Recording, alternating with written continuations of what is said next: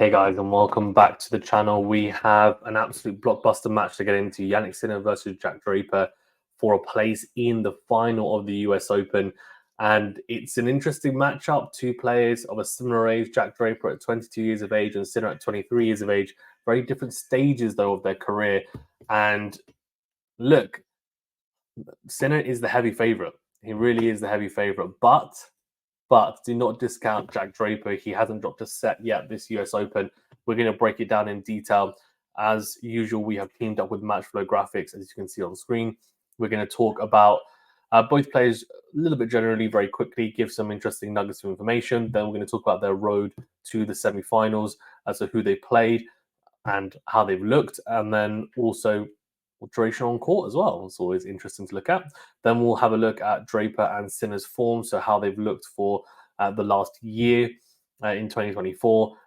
What's their hardcourt win percentage been like?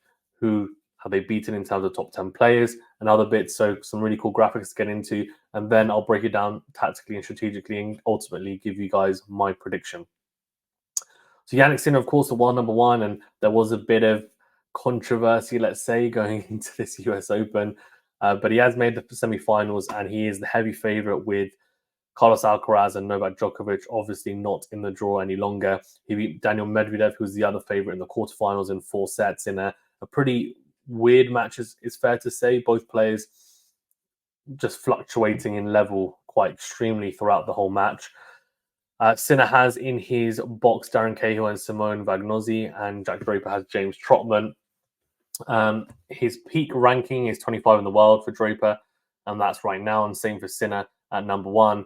And you can see that the head-to-head is actually 1-0 in favour of Draper, which is, not really saying too much because they haven't played that many matches. It's only been the one match, so you can't really take too much from it, if I'm being completely honest. And, Sinner is such a quality player. When they played was 3 years ago on grass, and it was 2 tiebreakers at Queen's, so not really much to take from it, if I'm being honest. Matchrow Graphics have gone for a very hefty 80% chance of Jannik Sinner winning this one based on the algorithm they look at. And I'm not sure if I agree with that, but statistic predictions and human predictions can sometimes be a little bit different. So it'll be interesting to see what I come up with later on in this video. In terms of road to the semifinals and how they've looked, so it's been good, I think, for both players, especially for Jack Draper. He hasn't dropped a single set, which has been really impressive. In the first round, he had Zhang, and Zhang retired after an hour and 10 minutes. And Diaz Acosta was a pretty quick one in just over 2 hours. Van der Zandschulp, again, just over 2 hours. And then Thomas Mahak, who I thought would cause a pretty stern test for Jack Draper, started off quite well as well. Competitive first set, fell away dramatically for the rest of the match and ended up losing in straight sets. And Jack Draper managed to wrap it up in under 2 hours, an hour and 44 minutes. And then Alex de Minaur, who I think has been struggling, let's be fair, with the hip, and maybe not even just the hip, but he did look potentially ill. So beat him in just over 2 hours, Jack, and he did have a 3-0 losing head-to-head against the Australian going into it. So he will take a huge amount of confidence from that win. 9 hours and 26 minutes on court for Draper, and Alcaraz was in his section, and he managed to avoid him. So, yeah, he was supposed to get him in the 3rd round, which I think is why his route doesn't look as strong as maybe it could have been. For Sinner, he's had a pretty difficult route, I have to say. I mean, Mackenzie McDonald in the 1st round is not easy. Dropped a set against him the 1st set, wrapped that up in 2.5 hours. Then Mickelson was very straightforward, an hour and 41 minutes in straights. O'Connell again straight sets, and again straightforward, just under 2 hours, that one. And then Tommy Paul was, a pretty physical match, 2 tiebreakers, but he handled it really well because, if I'm being honest, McDonald, Mickelson, even O'Connell, Paul, Medvedev, that's a really tough route to a semi-final. So he's done very well. And the fact that he's only dropped 2 sets is also very impressive. But yeah, Tommy Paul, a tough opponent, obviously very physical, and he's playing at home, and Sinner managed it very well.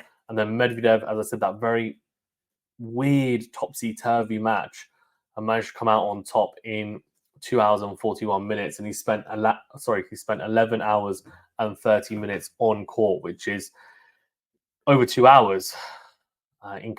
Over 2 hours more even in comparison to Draper. So he's spent a fair bit more time on court. He didn't play the Olympics, though, of course, Sinner, so he should be relatively fresh, and physically doesn't look like he has many issues from what I've seen. For Draper, in terms of form for the year, it's been a pretty good year, I think it's fair to say, and it's been his career best year, 64% win rate. And you can see in dark green, the dark green rectangles are the top 10 wins. He's only played 6 matches against top 10 players, 2 wins, 4 losses. Probably what you'd expect from someone ranked 25 or 26 in the world. But on hard court, his win percentage is up at 68%, which is really impressive. At grass, or even, it was 80%. So, yeah, hard court and grass court tournaments, I think, are where he's going to have the most potency. On clay, it's at 42%, so down there, which is not ideal, of course. In terms of the top 10 wins, he beat Demoner, obviously, recently in the quarterfinals, and Alcaraz at Queens was a big one in the round of 16. He's made some decent runs, beating Berrettini in a final in Stuttgart. That was a great run. Offner, Giron, TFO, Nakashima, Berrettini, some really good players there. And then in Adelaide at the start of the year, he made a final, beating Baez, Kecmanovic, Tommy Paul, and Alexander Bublik. So good wins there. Unfortunately for him, though, in the Australian Open, Tommy Paul got the better of him in the second round. But yeah, I mean, a few other semi-finals as well. So one semi-final in Dubai, beating Tommy Paul again, Nishioka, Kecmanovic, and losing to Demoner, who he got revenge at, of course, recently. Well, apart from that, a few quarterfinals, one in Munich, one in Queens, one in Cincinnati, which is an important one, I think. Beating Manar, Tsitsipas, Felix Auger-Aliassime, then losing to Holger Rune. So some really good wins there, and played, 3 players who very recently were in the top 10. So it just shows the level that he's playing at right now.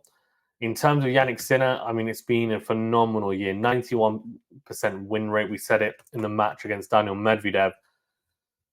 In the preview I did, and look, I mean, he's looking extremely good. 15 matches, 11 wins, 4 losses, 73% win rate against top 10 players, 94% win rate on hard courts. He is looking like an absolute machine.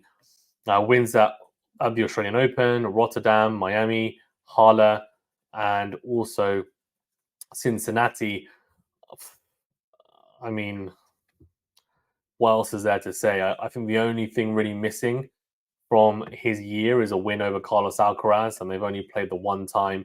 They've only played the 2 times at Indian Wells and Roland Garros, and he lost both of them. But yeah, he hasn't struggled with anyone else that badly, to be honest. I mean, Medvedev, he lost at Wimbledon, but then beat him at the US Open in the quarterfinals, so got revenge. Same with Rublev, lost him in the quarterfinals in Montreal, then got revenge in the next tournament at Cincinnati. So the only one that you could say is a little bit strange is the Tsitsipas loss in the semifinals of Monte Carlo, but Tsitsipas did go on to win the title, and he is very strong, not just on clay, but especially at Monte Carlo. He's won it 3 times, so clearly very at home on those courts. Look, I mean, he's coming into this as a big favourite, as we said, and let's look at it tactically and maybe strategically and see what are the keys for both players to win as well. For Jannik Sinner, we can start with him, I think, because I think it might be a bit shorter than talking about Draper and what he potentially needs to do. Now, we know that Sinner's game is built upon very heavy hitting from the baseline, explosive patterns of play, and being aggressive on the front foot as much as possible. He's also able to defend and stay in rallies when needed. He's got great elasticity from the back of the court and flexibility and great speed, to be honest, to really be able to retrieve balls when needed. He's added some tools as well to his arsenal, things like the drop shot, things like coming forward and transitioning well to the net. And I think his hands have been pretty good. And also hitting his spots better on serve. I think he's made some technical changes on serve, and they've clearly paid dividends for him. So he's always looking to improve, which is great. And he's a natural returner. So he's got a pretty all-round game. And that's why he's had these results on all surfaces, right? I mean, his lowest win percentage this year is on clay, which is still 85%. So kind of says it all. In terms of things that he needs to do to win, I mean, I think what's going to actually be very important for him is being able to not bully, but I think hold firm in the cross court exchange on his backhand to Draper's forehand, because I think the Sinner forehand into the Draper backhand is going to be a tough one for the Brit, if I'm being honest. And we'll go into that in more detail when we talk about Draper's kind of key things to do to win. But for Sinner, I think it's important that when Draper is whipping that ball cross court, trying to almost go heavy with a Nadal type buggy whip forehand, Sinner's able to stay tall and get on top of the ball and hit with depth and really push and press Draper in those exchanges. I think it's really important for me actually, and also just choose the right moments to go line, because Draper's backhand is flat and can be very explosive. So Sinner is very good at being able to identify when to kind of go line and when not to. On the backhand side, especially, defends that side really well. I do wonder whether adding in a bit of variation with the slice might be useful, because like Draper, Sinner, of course, loves to hit big from the baseline. They're going to hit with a lot of heaviness behind their ball striking. So if it's all at a similar pace, it's very easy to get into rhythm. But if you're varying up a little bit at times, then it can make it difficult. So I do wonder whether the slice might be an option at times for Sinner if he feels like he's being maybe just pushed around a little bit in that exchange, which is always possible against someone who's a lefty and also has an explosive forehand as well. In terms of other aspects, I think it's important for him to make Draper feel uncomfortable. And I think the drop shot's going to be an option to utilize. Draper is, look, I mean, his conditioning as an athlete, he clearly puts in the work. But I think it's fair to say, and I talked to Justin Sharing, his coach up until the age of 16, 17, who coached him all the way through juniors. And he admitted that, Draper is not the most naturally athletic player, but he has worked extremely hard. And so his fitness and his ability to get around the court is, almost as high as it potentially could be, or is very high to what it could potentially be. And I don't think he's naturally as good movement-wise as a Sinner or an Alcaraz or a Djokovic, and that's fine. There are players that aren't that good in comparison. Like Tsitsipas, for example, he still moves well, but he's just not as good a mover. And I think Draper falls into that type of category, and that does mean that he's susceptible to a drop shot, for example. At times, I feel like it's more of a plan to utilize, not just to hit winners off for Sinner, but actually to drag Draper forward. He's got good hands on the net, but I do think it adds variation. It does give Draper an extra layer to think about as well in terms of tactics. And if Sinner does play that drop shot, it'll be because he's pushing Draper back with depth and pace on the ground strokes, and he's getting Draper to defend, and that then is a good option to include as a variation, something that he can utilize time to time. I also think as well for Sinner, it's important to try and be the one on the front foot, because Draper is very good on the front foot himself, and I think on the back foot, not as much. I've seen him hit some really good running forehands, and he's able to almost bail himself out at times. But I think generally speaking, his defensive capabilities are not elite. So, Sinner's able to be clinical, I think, behind the serve, and also the serve plus one shot, and also return and return plus one. It's going to be very difficult for Draper to get into the games. And if he feels like he's constantly on the back foot, it then becomes disheartening. So, that's something that Sinner, I think, will realize, that the first shot and two of each rally on either his serve or Draper's serve is crucial. He needs to try and be proactive and aggressive on it. Calculated aggression is a phrase that I like to use. And, it's not going to be a case of just going into the Draper backhand, because the Draper backhand is actually very solid. At times, it might also be worth going into the forehand of Draper. And a tactic that has been utilized really well by players in the past against Nadal is to hit that angled backhand cross court into out forehand, kind of flat into out forehand cross court uh, to the Nadal forehand at an angle so that he's stretching on the forehand side. Because in terms of general positioning, Nadal would obviously be positioned in terms of general rally. He would be positioned towards the juice side of the court, right? So that he'd have more option, more room to hit the forehand, and he wouldn't have to hit as many backhands. So people then started thinking, well, how can we get him on the back? Because they go to the backhand, but then Nadal's backhand was solid, and then he'd set up the forehand, or he'd run around the backhand. And so they realized that actually we need to be finding those shorter angles kind of cross court on the backhand side, either going backhand or into our forehand to really drag Nadal out and make him feel uncomfortable and have to hit low balls ankle height, which I don't think he likes hitting, and he doesn't like hitting still. And I think the same holds true for Draper as a left-hander. So for Sinner, he has the advantage of having a very good backhand, and he just needs to find those angles on the backhand and make it feel a bit awkward for Draper at times. And also, if you can go into out with the forehand and flatten it out and find that angle, even better. So definitely options for Sinner in that ad court exchange, and a tactic that he should definitely utilize. And it's something that people do utilize a lot against left-handers. Something that, of course, I think for me, because Draper's backhand is so solid, it might be a better option than even just pummeling the backhand side. And then one thing that's going to be really important, I guess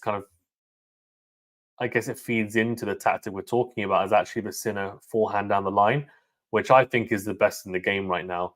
And not just forehand on the line, but the running forehand on the line as well. And I think Sinner should be not scared at all to go into the Draper forehand with that shot, because I feel like it's a tough shot for Draper to get something out of, to hit a neutral ball, even aggressive ball off. So it might end up being a defensive forehand or an error, or even a winner from Sinner. So definitely something for him to take, and he takes it early as well. So he will rush Draper, and that's where he wants to be, Sinner on the front foot throughout the match, not letting Draper come into it. And also, I think lastly for Sinner is the returning game. So Draper has not been serving at really high first serve percentages, but he's been winning a high percentage of points on his first serve. If Sinner can kind of press that first serve and win a few points early doors on the Draper first serve, that first serve percentage could drop even lower, or it could go higher, but he might go safer. And that either way, it's an advantage for Sinner then for the rest of the match. So something for him to kind of think about and be proactive on, because I feel like, Draper, one of his biggest weapons, he's got his backhand, his forehand. I think his general ball striking skills are up there. He's also got a good tennis IQ, but his serve is up there, right? It's up there as one of his biggest weapons. So if you can nullify that, it then becomes very difficult for Draper in his own service games. And then there's a lot of pressure on him in the return games, and then it can unravel. So for me, Sinner, the match is in his hands, really. It depends on what Sinner turns up. I think it's difficult. I think Draper needs to play lights out tennis, and we'll discuss now how he can win the match. So I think for Jack Draper, he needs to have first of all, a very, very good day on court, I think it's fair to say. And the first serve percentage that I was just talking about for him, I think it's been dipping below 50% at times, or just above 50%. It's not good enough, I'm being honest.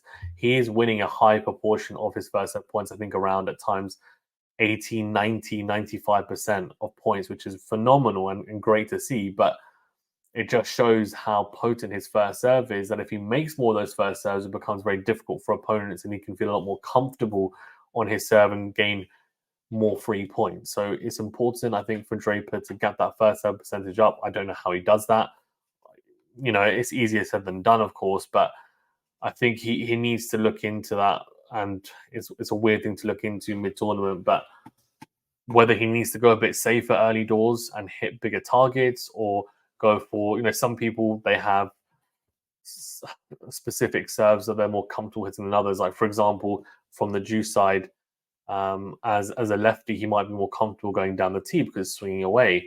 Or actually, he might think, I'm more comfortable going out wide because I've got more space. And yeah, I might go into the righty's forehand. But if I hit it well and use a bigger target, I'll kind of make my way into the game, and then I can start adjusting my target, where I want to serve, as I start making a high percentage of first serves in. And there'll be the odd point where he has to just accept that, okay, the return was really good, but it's worth it, I think, for the process of a match to do that early doors.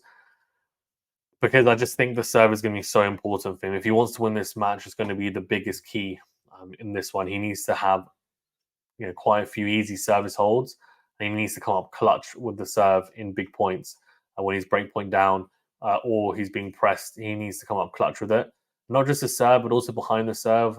He's got a very good +1 backhand, and also we know, of course, naturally a +1 forehand.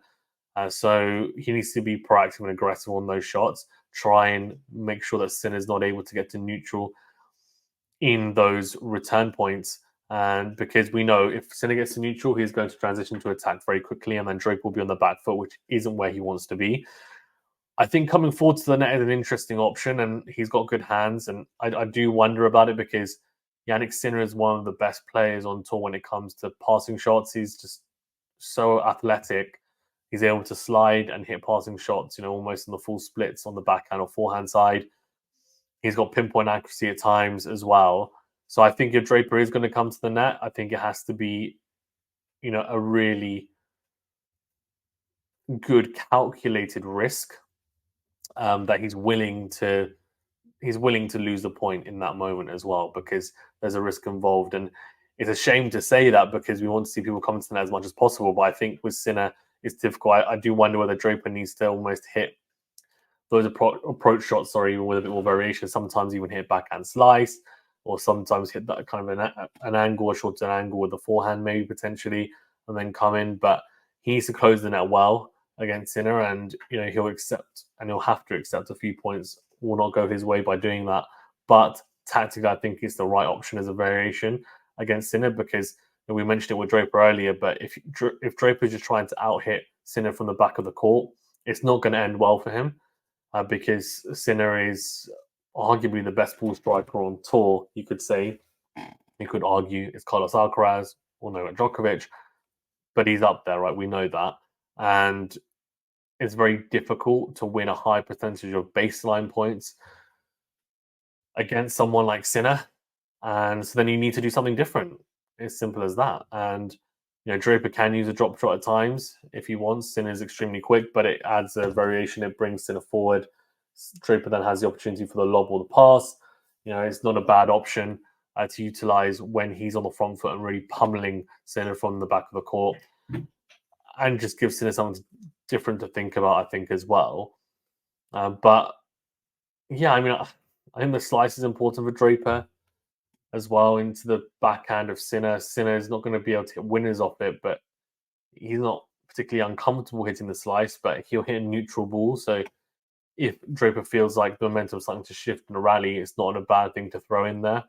And I think he's going to have to play lights out tennis. I think he's going to have to be aggressive on the serve, on the forehand, with the backhand as well, take risks at times that maybe he wouldn't take against players that weren't as good. But he needs to try and be the one going line first, if I'm being honest.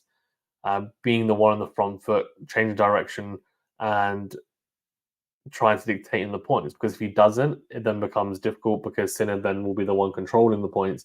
I think the match will get away from him. So important for me for Draper to have a really good serving day. And then lastly is on the return. We've seen with Sinner that the serve is very, very solid. But if I'm Jack Draper, I'm trying to attack that second serve. He's a tall guy. He doesn't mind taking the ball at shoulder height. He needs to be proactive on that second serve. Because Sinner's second serve is not elite. It's serviceable, but the first serve might be difficult at times. Sinner hits his spots. He can hit big. He'll do what he can on that first serve. But the second serve, he needs to be making the most out of those points and expecting himself to win the majority of them to really give him a good chance in those return games. So that's all from me. In terms of predictions, look, I'd love to say Jack Draper is going to win as a Brit, but I think it's a really tough ask. I know he's made the semifinals. It's been a great run, but if you look at the players he's played en route, and then you compare that to who's going to face Jannik Sinner, we're talking about day and night. So I'm going to go for Jannik Sinner, and I think Draper will take a set off him. So I'm going to go for 4 sets in favor of the world number one to make a US Open final, which would be his first US Open final. Both players, of course, vying for their first US Open final. Sinner's won a slam, so it would be it wouldn't be his first Grand Slam final, but for Draper, this is uncharted territory. So also a question of how can he handle the pressure, and also can he get the crowd behind him, because the crowd might not be with Sinner given the things that have happened recently around him. So can he rechannel the crowd to help him out potentially and push him on as well? Thank you very much, guys. Stay safe and well, and we'll see you on the next video. Make sure to leave in the comment section below who you think is going to win and why, and we'll see you for the live stream later on today.